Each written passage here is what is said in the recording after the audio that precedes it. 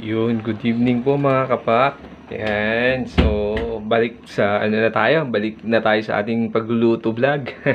Tapos ng bakasyon mga kapak. Yan. So good evening po sa inyong lahat mga kapak. Today is Saturday. So kasalukuyan po akong nagluluto, no. Ito po yung aking niluluto ay yan. Ito po ay pork buto-buto. Yan. Buto-buto po yan, mga kapak. Lalaga lang natin. So, ito ay nagisa ko na siya sa sibuyas, bawang, saka luya. Ayan. Nagisa na natin. Nalagay ko na yung saging ko. Ayan. So, lalagyan ko siya ng saging, mga kapak. Ayan. Ito po yung magiging dinner natin. Tapos maraming gulay. Ayan. Yan po yung ating dinner, mga kapak. Yan. So, takpan ko po muna siya. Yan. Ayan, mga kapak. So, ilalagay ko na rin yung aking sitaw, mga kapak. Ilalagyan ko rin siya ng sitaw. Yan. Ilagay natin. Sitaw. Nilaga na may sitaw. Yan. Siyempre, ano naman to mga kapak?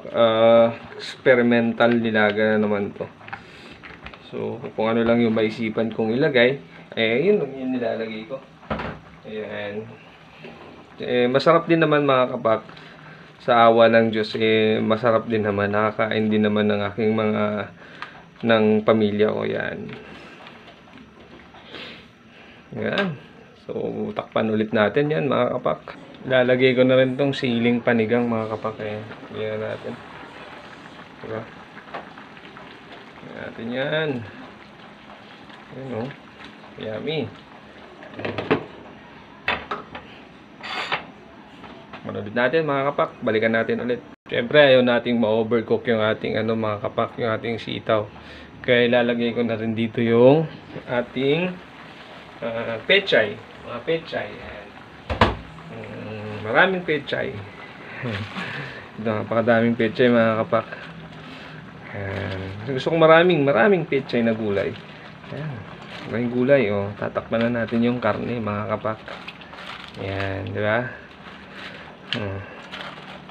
Dalawang klase ng pechay ito, mga kapak, Pechay Baguio, tsaka may isa pang pechay dito, Ito. Isa naman, yan. Wow, alas din na magkasya, mga kapak. Ayan, haluin ko lang. Kasi marami pa tong gulay nilalagay ko, mga kapak. Wait na. Yan, so ilagay na po natin yung iba. Ito naman yung isang klase naman ng pechay. So dalawang klase ng pechay po yan. Yan.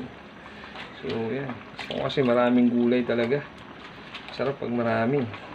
Lagyan natin lahat. Tapos meron pa tayong dyan, patola. Mga kapak, lalagyan ko pa ito ng patola. Diba? Yan. Maraming gulay. Sarap pag maraming gulay, mga kapak. Ayan o. Diba? Wow. Dami. Solid to mga kapak, Diba?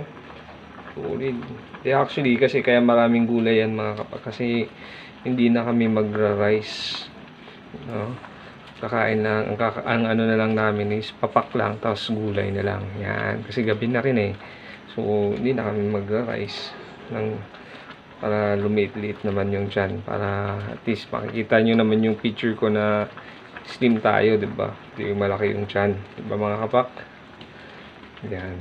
So, wow. Tapos lagay na natin yung patola.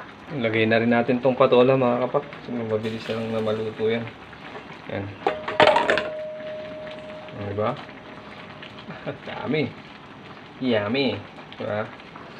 Ang gulay. Masarap. Diba? Patola. Medyo yung patola na bili ko medyo patigas na. Pero pwede pa. Hindi pa naman siya sobrang tigas. Patigas pa lang. So kung parang ako to patanda na.